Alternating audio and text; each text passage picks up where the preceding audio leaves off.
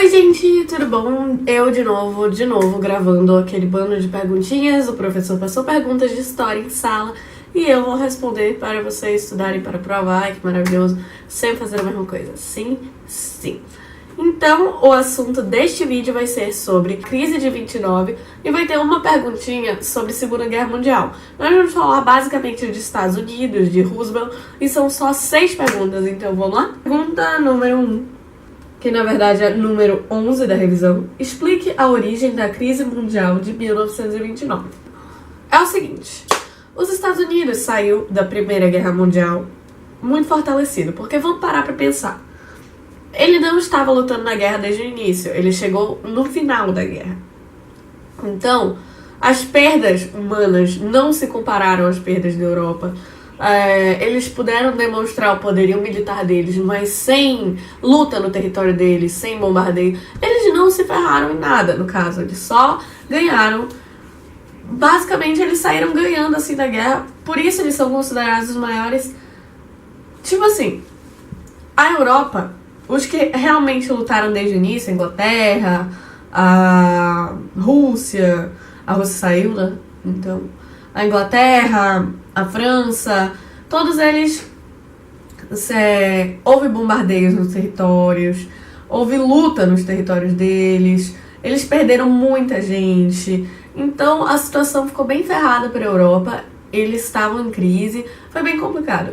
Nisso, os Estados Unidos estavam crescendo, porque eles saíram fortalecidos da Primeira Guerra Mundial.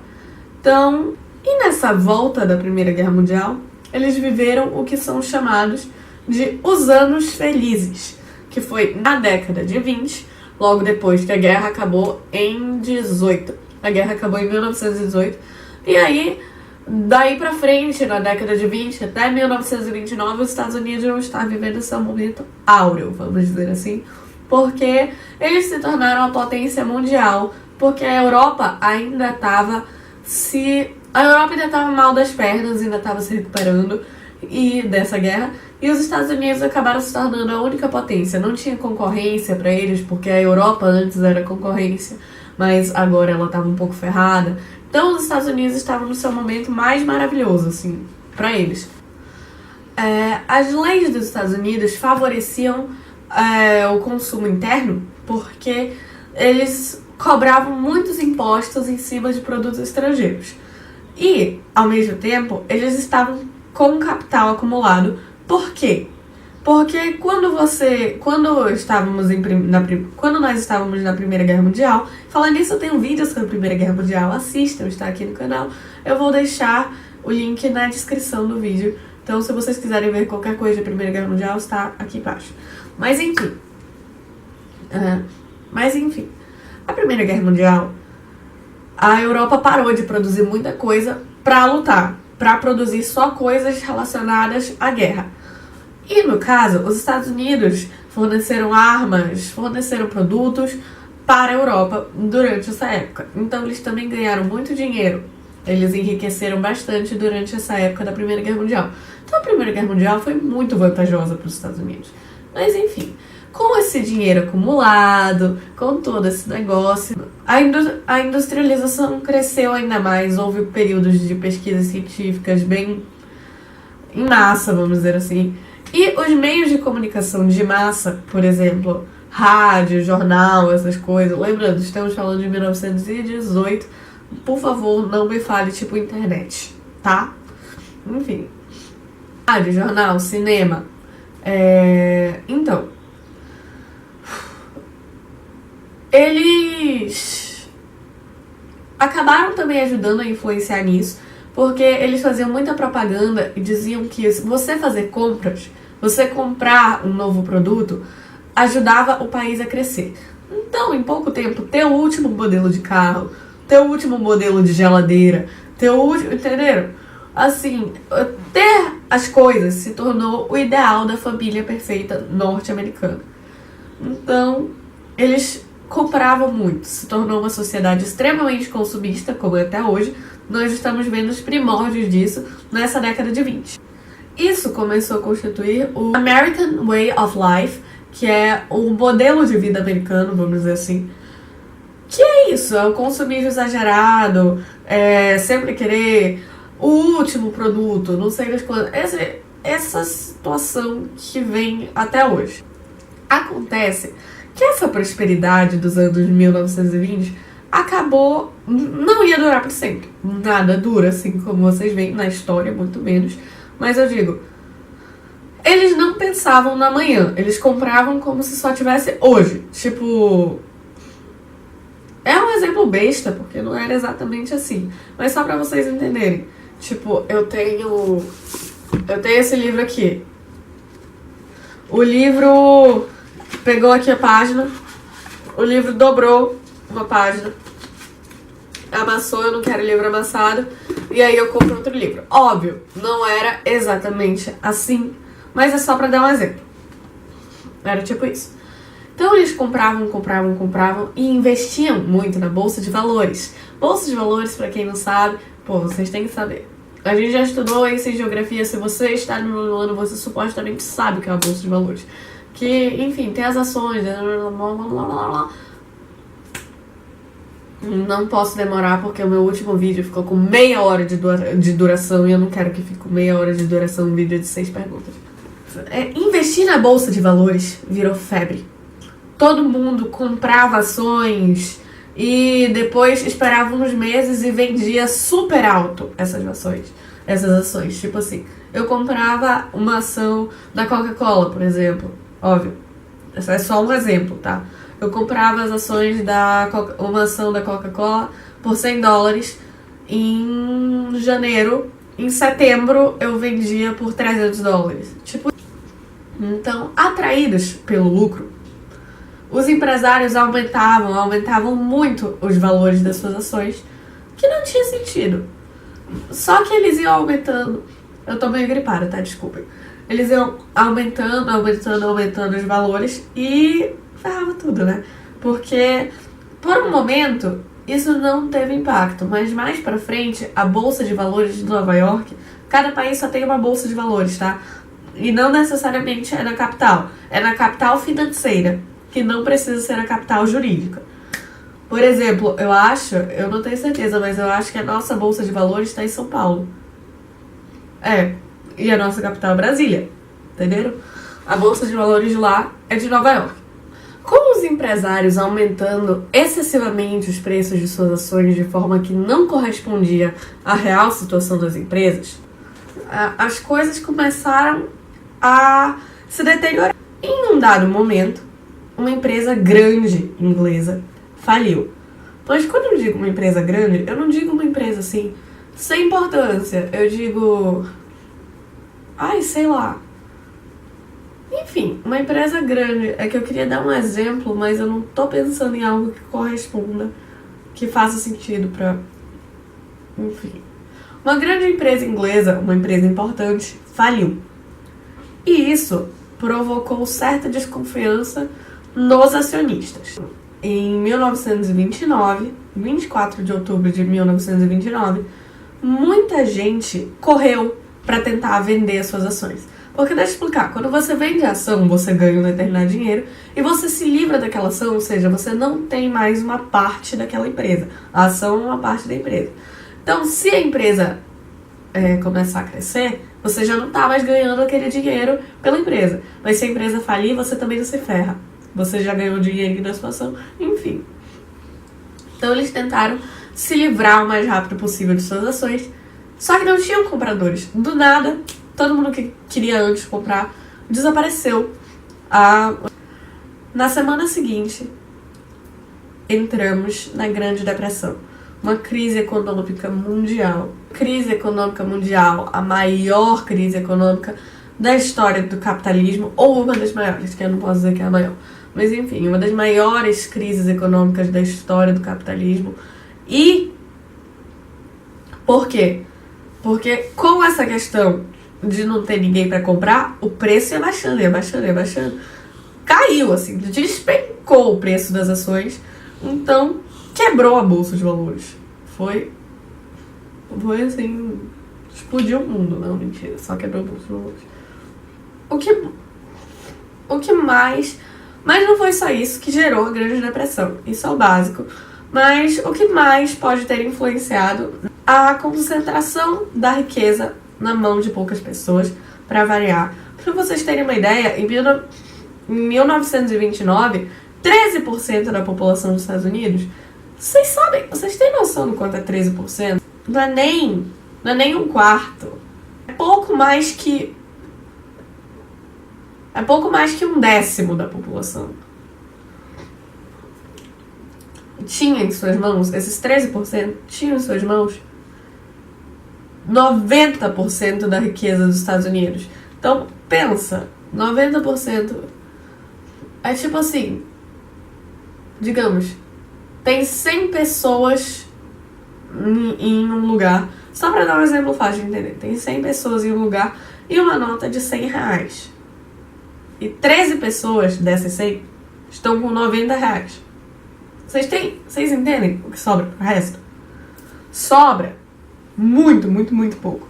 Então, é exatamente isso. Então, olha só. A pessoa e os salários dos trabalhadores, das camadas mais pobres, eram muito baixos. Então, pensa assim. Se as pessoas não têm um salário bom, elas não podem fazer compras, certo? Se elas não compram, o estoque não acumula, não fica guardando coisa, não fica sobrando. Pois é, não tem algo errado? Não vai ferrar com as empresas que estão produzindo? Vai. Pois é, as empresas produzem, as empresas não pagam, as empresas se ferram. É mais ou menos isso. O segundo ponto que a gente pode considerar é a concorrência da Europa. Porque em 1929 já tinham se passado 10 anos do fim da Primeira Guerra Mundial. A Europa já estava se recuperando. A Europa já estava voltando ao mercado. Já estava gerando uma concorrência, uma certa... Já estava ferrando um pouquinho para os lados dos Estados Unidos, que antes os Estados Unidos eram os únicos. Agora a Europa está voltando para o jogo. Então, olha só. E por fim, nós temos a crise agrícola. Desses 10 anos, a crise agrícola, a agricultura ficou completamente em crise. Por quê? Os agricultores produziam, mas a produção era bem superior ao consumo. Então, eles não vendiam e eles ficavam com acúmulo de estoque. Eles não conseguiam pagar suas dívidas.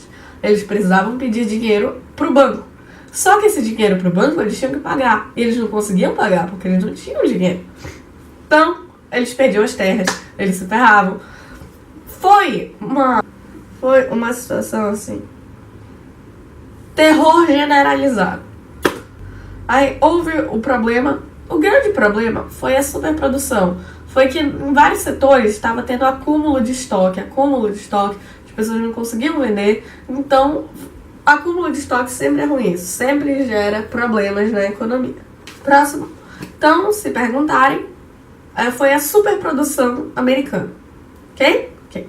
Explique o impacto da crise de 1929 na crença do liberalismo que vigorava até então. O governo, até então, tinha sido liberal. Vivia-se liberalismo e coisa e tal. Só que ferrou, né? Como vocês viram, não estava dando muito certo. Então isso abalou muito a crença no liberalismo. Porque as pessoas viram que estava todo mundo se ferrando num governo liberalista, começaram a pensar se não seria mais interessante um governo autoritário que comandasse todas as áreas do Estado, incluindo a economia. E isso abriu portas para a entrada do fascismo, das ideias fascistas, na cabeça da população. Porque eles começaram a pensar que um líder autoritário, como era Franco, como era Hitler, como era Salazar, como era Mussolini, talvez fosse uma coisa mais interessante, talvez pudesse ter segurado a nação. Então, o liberalismo começou a ser desacreditado por conta desses problemas da Grande Depressão. Explique as medidas adotadas por Roosevelt para tirar o país da crise.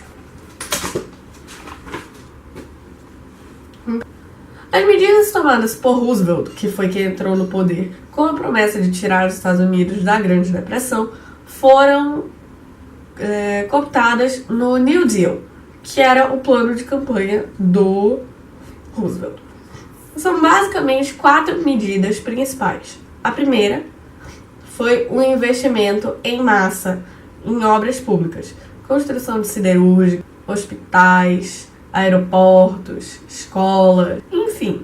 Essas obras, você ficar fazendo obra, gera emprego, porque precisa de gente para trabalhar ali, precisa de gente para fazer a obra. Se você construir uma escola, você precisa de professores, você precisa de zeladores. Se você construir um hospital, você precisa de médicos, precisa de enfermeiros. Então você está gerando emprego. E ele investiu cerca de 4 bilhões de dólares nisso. Então é muito. O controle sobre os preços e a produção, especialmente a produção, ele queria evitar a superprodução. Então é tipo, segura o facho, querido. Segura aí a sua produção. Chega de produzir. Espera um pouco. Produz assim, bem menos. Bem menos. Tá? E também segura o preço. Destruição do estoque da agricultura. Tipo assim, tinha lá 300 quilos de arroz. O governo comprava e queimava. Vendia. Não, vendia não, né? Queimava, enfim. Precisava dar um jeito de tirar aquilo ali, porque enquanto tivesse aquela produção, ele não ia estar livre para produzir e ia estar ferrado. Então ele tinha que se livrar daquilo de algum jeito. O governo comprava e, por um preço baixo, óbvio, comprava e queimava. E aí mandava o cara voltar a produzir, mas com a produçãozinha bem mais... por favor. E por fim, a diminuição da jornada de trabalho dos trabalhadores com o objetivo de, tipo assim, digamos que uma fábrica precisa de trabalhadores trabalhando por 16 horas, mas o horário máximo de trabalho é de 8 horas. Então, vai ter que ter aqueles que trabalham as primeiras 8 horas e vai ter que ter mais gente trabalhando outras 8 horas. Então, isso também gerava emprego, porque precisava de mais gente. E também tem a questão, ele fixou o salário mínimo para não ter aquela questão da pessoa não ter poder aquisitivo. Ele criou o seguro-desemprego, o seguro-velhice para os maiores de 65 anos. Então, ele fez medidas que mexeram com a economia do país e que aos poucos foi se reerguendo. Aos poucos as coisas foram melhorando. Próxima pergunta. Pesquise a biografia de Roosevelt, seu lema, quantas vezes governou os Estados Unidos, sua morte e etc. Então, é aí que tá. Franklin Delano Roosevelt foi um presidente, ele tinha poliomielite, ou seja, ele tinha uma doença e ele ficou com as pernas inutilizadas pela vida inteira, tanto que ele andava de cadeira de rodas, de muleta, apoio. Ele foi casado com Eleanor Roosevelt, mas essas coisas não são muito importantes. O que importa é a participação política dele. Ele era um democrata, que por acaso é o partido daquela moça que perdeu, daquela senhora que perdeu a eleição dos Estados Unidos, a Hillary Clinton. Os republicanos, que são o partido, basicamente, que se opõe aos democratas, o Donald Trump é republicano, se não me engano, mas enfim. Ele é republicano. Mas enfim. Ele era dos democratas e ele foi eleito presidente nada menos que 4 vezes. Ele ficou com um cargo praticamente vitalício, porque ele morreu no cargo. Ele morreu de hemorragia cerebral. E tem só um problema aqui nessa pergunta. Eu não consegui, de jeito nenhum, arranjar o lema dele. Porque, sinceramente, eu pesquisei em inglês, em português, eu vi site em espanhol, eu vi em todos os negócios. Pesquisei, vi imagem, eu sei. Não é possível. Eu encontro muitas frases boas dele, mas eu não encontro nenhum lema, assim, nenhuma frase, lema mesmo dele. Se vocês souberem, se eu só não tiver sabido procurar, vocês, por favor, deixem nos comentários pra mim. Mas não tem um lema específico que eu tenha encontrado. Fui em tudo, até na Wikipédia, fui em todo lugar, que eu não confio muito em Wikipédia. Mas, tipo, eu fui em tudo quanto é lugar e não encontrei absolutamente nada. 16. Pesquise sobre a lei seca aplicada nos Estados Unidos durante o período entre guerras. Por muito tempo, várias autoridades religiosas e tal diziam que seria um ataque à moral permitir as bebidas alcoólicas. Essa opinião ganhou muita força em 1917, ganhou mais força, porque eles diziam que consumir cerveja, essas coisas, era um ato antipatriótico, já que eles estavam lutando contra a Alemanha, entenderam? Então, aí começou. Depois de um tempo, saiu uma lei que proibia a venda, a fabricação e tudo mais de qualquer bebida com mais de 0,05, se não me engano, de álcool. 0,05% de álcool. Então, isso irritou assim um pouco. 0,05% de álcool. Depois de um tempo, foi proibido assim. Acontece que a lei era muito forte, mas só que não conseguia barrar as pessoas de conseguirem, porque você sabe, quando a pessoa quer, a pessoa consegue, sempre. Tipo, em vários lugares tem leis contra o tráfico e, tipo aqui, temos leis contra o tráfico, mas as pessoas traficam, enfim, não é essa a questão. A questão é que foram criados bares clandestinos, várias coisas. Com a explosão, com a Guerra Mundial, também quiseram proibir as bebidas, porque diziam que o gasto para produzir essas bebidas, o gasto com trigo, o gasto com cevada, poderia ser melhor aplicado na guerra e cortaram as bebidas. Só que com a explosão da crise econômica, já depois da Primeira Guerra Mundial, as pessoas já queriam muito revogar essa lei, porque diziam, vai gerar emprego, não sei das quantas. O governo conseguiu, depois de alguns meses, revogaram essa lei. E até hoje, essa é a única lei revogada em toda a Constituição dos Estados Unidos. Então, é basicamente isso. Era uma lei que proibiu o consumo das bebidas alcoólicas e que Roosevelt derrubou. E isso aumentou muito a popularidade dele e facilitou muito as eleições futuras dele. Por fim, pesquise que episódio levou os Estados Unidos a entrarem na Primeira Guerra Mundial, a entrarem na Segunda Guerra Mundial. Então, os Estados Unidos já estavam há muito tempo se articulando com Winston Churchill, que era o primeiro-ministro da Inglaterra, meu divo, amo Churchill, naquela época, para ajudar a Inglaterra e aliados a lutarem na guerra. Então, tentar vencer a guerra, né? Mas o que realmente piorou a situação e que colocou os Estados Unidos na guerra foi um ataque surpresa dos japoneses à ilha de Pearl Harbor, que era uma ilha americana. É muito famoso, existe até um filme chamado Pearl Harbor, que vocês deveriam assistir se vocês se interessam por Segunda Guerra Mundial. É bem legal. Os japoneses atacaram Pearl Harbor e obviamente, os Estados Unidos ficaram com muita raiva. A ilha foi completamente destruída. Os aviões japoneses, 29 deles foram abatidos. Muita gente morreu, foi um massacre. Foi um episódio muito sangrento. E depois desse ataque a essa ilha, os Estados Unidos entrou finalmente de vez na Segunda Guerra Mundial. Então foi isso, gente. Foi super rápido, foram só 6 perguntas. Mas eu acho que vai ficar bem compridinho esse vídeo. Enfim, foram só 6 perguntas. Mas eu já fiz vários outros vídeos aqui, vocês podem encontrar vídeos sobre Primeira Guerra Mundial, Revolução Russa, neocolonialismo, gado, mineração. Gravei outro vídeo ontem ainda. Fascismo, nazismo. E eu ainda vou postar mais um agora, daqui a pouquinho, sobre a República no Brasil. E eu vou postar outro sobre a Primeira República agora. Então, fiquem ligados para o próximo vídeo. Espero que isso tenha ajudado vocês. Um beijo e fui!